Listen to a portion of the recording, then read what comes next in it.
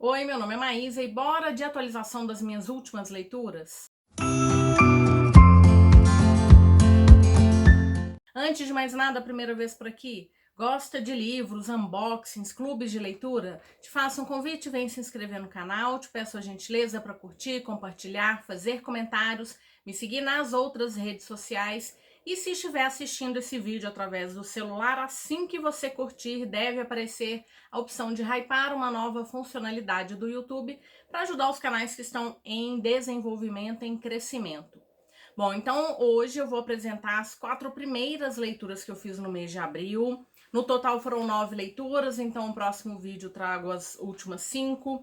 E foram leituras bem diversas, então teve comédia romântica, ficção científica, distopia. Nossa, li muita distopia esse mês, achei bem bacana. E a primeira delas, talvez uma das mais diferentes, Eu Que Nunca Conheci os Homens, da Jacqueline Harpman, publicado pela editora Dublinense. Foi o meu primeiro contato com os livros da editora e já tô de olho aí numa próxima publicação, mas o que falar dessa história? Primeiro, que talvez ele não seja um livro para todo mundo, porque é uma história com um final aberto, é aquele final que te deixa para avaliar o que você entendeu dessa história, o que você imagina, quais são as suas hipóteses. Então, para quem não gosta de livros com aquele final fechadinho, né, talvez essa não seja uma boa opção. Mas é um livro incrível, eu gostei bastante. Bom, qual que é a premissa? 40 mulheres estão presas num subsolo, num lugar, numa grade no subsolo, são vigiadas por soldados. Elas não têm nenhuma interação com esses soldados.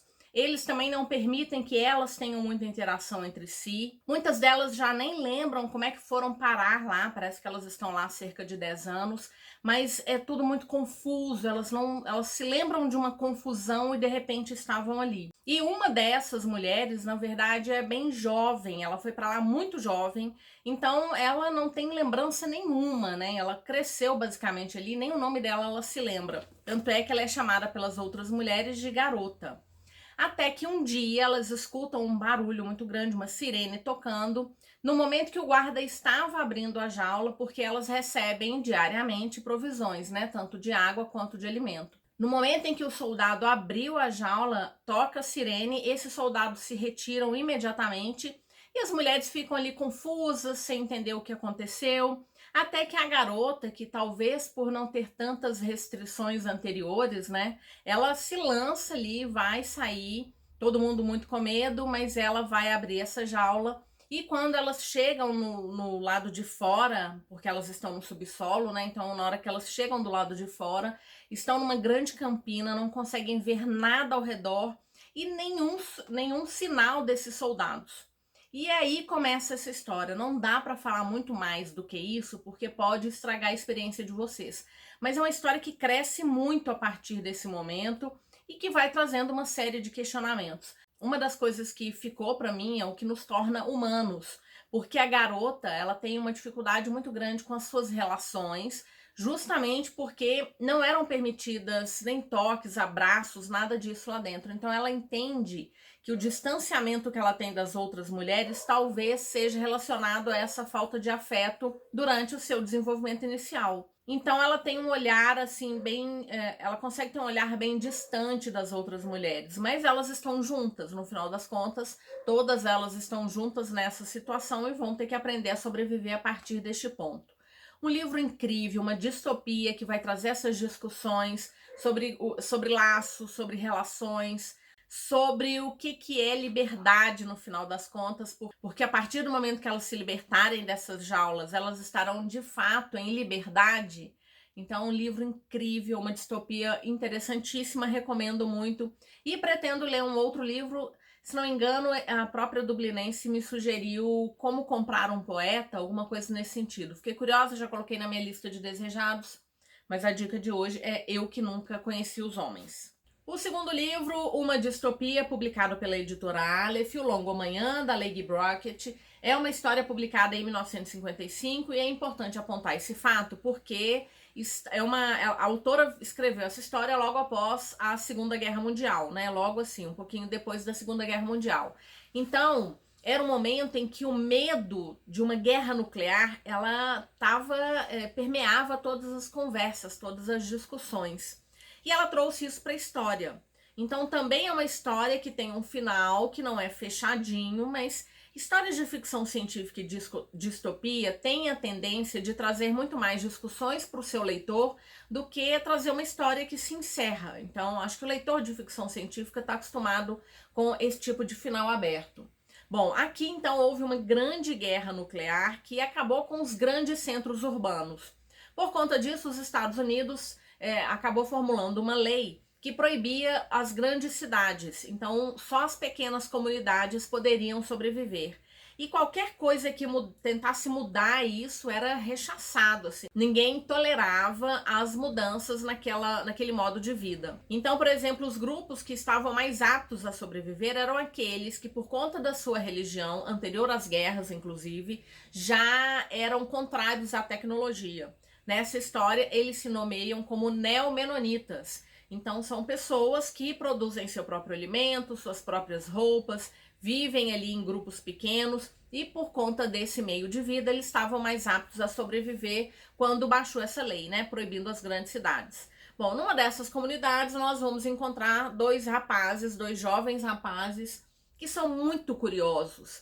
E eles ouvem histórias da avó, que conta do tempo de quando ela era menina, de grandes prédios, de carros, de avenidas, coisa que para eles é difícil até de imaginar. Mas eles têm muita curiosidade, têm muita vontade de conhecer, de saber, de discutir, mas são o tempo inteiro tolhidos ali. Até que eles encontram um rádio e a partir daí eles entram numa busca frenética por uma cidade mítica, onde a tecnologia seria permitida, inclusive a discussão, o conhecimento seria incentivado, né? A busca pelo conhecimento seria incentivado.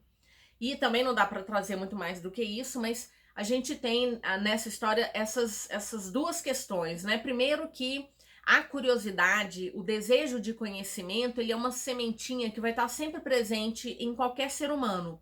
Então as pessoas sempre vão ter perguntas e elas vão atrás, elas têm curiosidade, muitas delas insistem nessa curiosidade, ainda bem, porque afinal de contas não estamos parados no tempo, porque as pessoas querem saber mais e construir e criar. Então tem um pouco desse lado aqui. Mas também tem o lado da tecnologia. Então, ao mesmo tempo que a autora enfatiza a questão do fanatismo dentro das comunidades religiosas, então é um fanatismo absoluto que não admite o novo, de tal forma que eles vão utilizar até de violência contra qualquer pessoa que queira discutir esse modo de vida. Mas a gente também tem um certo fanatismo do outro lado, né? Então, quem ainda tem acesso à tecnologia, acredita que essa é a única forma de sobreviver, há um certo embate entre essas duas formas de ver o mundo. Eu gostei bastante, eu acho que uma parte ali no meio a história ficou um pouco arrastada, mas depois ela caminha super rápido, o final vai trazendo assim uma série de reviravoltas, e eu gosto muito por conta dessas discussões, né, sobre a questão do fanatismo, do conhecimento, da tecnologia, até onde a gente vai com as nossas descobertas tecnológicas. Eu acho impossível a gente parar, né, não vai ter momento algum que a gente vai parar e acreditar que demos um passo além e que agora a gente vai estar à mercê disso. A gente já está, né? Mas são discussões que foram suscitadas através da leitura de O Longo Amanhã. Mais uma distopia, essa é a queridinha, assim, Amanhecer na Colheita, da Suzanne Collins, é mais um livro, mais uma história da série de Jogos Vorazes. Eu adoro Jogos Vorazes, a gente estava discutindo, nós tivemos um encontro para falar dessa história no sábado, né, então ele foi uma leitura coletiva do meu grupo presencial aqui em Belo Horizonte e também foi leitura coletiva do Fantasticai. E nos dois casos a gente discutiu muito assim a necessidade dessa história.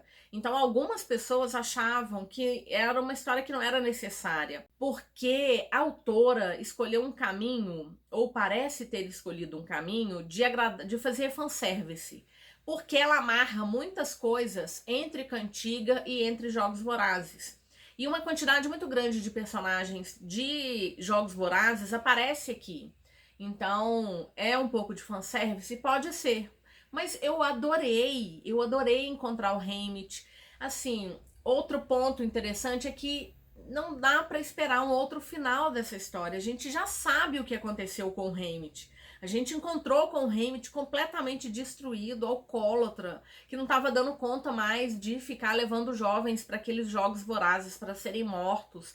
Então, não é possível conceber um outro final para Amanhecer na Colheita. Mas a forma como a Suzane encaminhou isso foi interessante, porque mesmo ela tendo feito fanservice, e me serviu muito, porque eu adorei, a gente tem a resolução de alguns mistérios relativos a personagens de Cantiga dos Pássaros e também uma explicação de personagens que aparecem em Jogos Vorazes, mas ela fala muito sobre como que nós estamos propensos ao espetáculo, como que a gente quer e a gente consome esse espetáculo, e que muitas vezes é um espetáculo fabricado. Então, nessa história, acima de todas as outras, a gente percebe que tudo que acontece nos Jogos Vorazes, ele é editado e levado ao público da forma a servir aos propósitos do Snow. O Haymitch não conseguiu atingir os objetivos dele, mas a gente vê como é que surgem fagulhas do que vai acontecer lá em Jogos Vorazes. Então, adorei, tô super ansiosa pelo filme, então parece que é novembro do ano que vem, estarei no cinema, pronta para apreciar mais uma história de Jogos Vorazes. E se a autora quiser escrever uma história sobre o Phoenix, sobre a Mags, eu vou consumir, porque eu gosto da escrita da Suzanne Collins e gosto dessas sacudidelas que ela dá na gente com as histórias. Bom, foram essas as 3 distopias que eu li no mês de abril, e aí vamos para a comédia romântica. Mas é uma comédia romântica que tem um lado assim bem de drama também. 7 Anos Entre Nós, da Ashley Poston, publicado pela Arqueiro. Gente, adorei. É uma história que me trouxe curiosidade por conta da premissa. Então, a protagonista, que é a Clementina, vou aportuguesar o nome dela. A Clementina, ela tá num luto muito grande. Ela perdeu a tia dela, ela tinha uma admiração enorme por essa tia, porque era uma tia que vivia a vida intensamente, viajava, as duas viajaram para o mundo inteiro. Eram daquelas que acumulavam carimbos em passaporte quando isso ainda existia. Então ela tinha uma admiração muito grande por essa tia, mas a tia dela morreu e ela tá tentando sobreviver. E a tia deixou o apartamento para a Clementina. E a gente vai pegando um pouquinho da história da Clemens lá nesse apartamento, que a tia falava que era um apartamento mágico. Porque às vezes acontecia de encontrar alguém no apartamento que pertencia ao passado. Então esse apartamento, ou só o apartamento, ele era uma espécie de buraco de minhoca, posso chamar disso? Que levava a pessoa do presente para 7 anos no passado. E a Clemens, num dia que ela tá bem mal, as coisas no trabalho estão um pouco complicadas, ela entra no apartamento, ela vai encontrar um rapaz cozinhando, tá na cozinha lá fazendo algumas coisas. Ela leva um susto enorme, tenta expulsar esse rapaz, ele fala que a tia dela deixou. Ela acha que é mentira, porque a tia faleceu. Até que ela se lembra das histórias da avó e acredita sem acreditar, né? E ela vai vendo que realmente esse rapaz está 7 anos no passado, pelas histórias que ele está contando. E aí a gente tem todo o desenvolvimento da história, que não dá para falar muito, mas que é a coisa mais fofa. Primeiro, assim, é uma história que trata muito do luto. O luto da Clemens em relação à tia dela é gigantesco, né? Aquele luto que é difícil, às vezes, até de respirar. E a gente vai entendendo porque não é só a questão da admiração à tia. Então a gente vai entendendo um pouco mais de por que há uma dor tão grande que ela está sentindo em razão da perda da tia.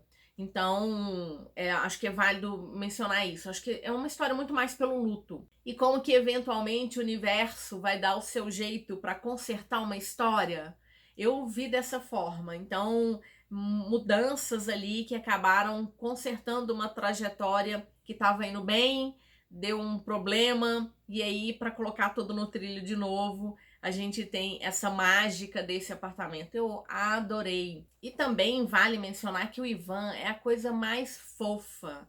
Ele dá um apelido lindo para Clemens, ele vai chamar ela de Limãozinho o tempo inteiro. Tanto é que no sábado, inclusive, lá no encontro, corri para comer uma torta de limão, lembrando dessa história. Uma história fofa, muito fofa, para quem curte comédia romântica, lembrando que ele tem esse tom assim mais de drama por conta do luto vivenciado pela Clemence, e é lógico que ela inclusive tem a brincadeira em relação ao nome dela, né? Então foram esses 4 primeiros livros que eu finalizei em abril, queria compartilhar com vocês.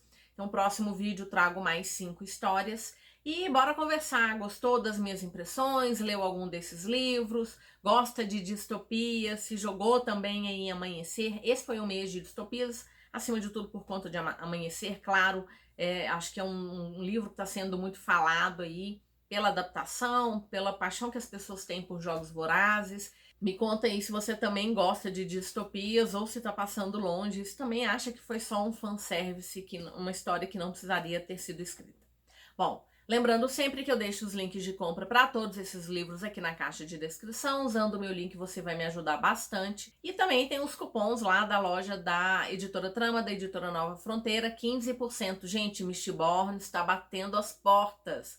Aproveitem o cupom Porque Leio, você tem 15%, tanto em Mistborn quanto na História Secreta, qualquer outro livro que esteja no site, tanto da Trama quanto da Nova Fronteira. Bom, muito obrigada se assistiu até agora, te desejo ótimas leituras e nos vemos no próximo vídeo. Até mais!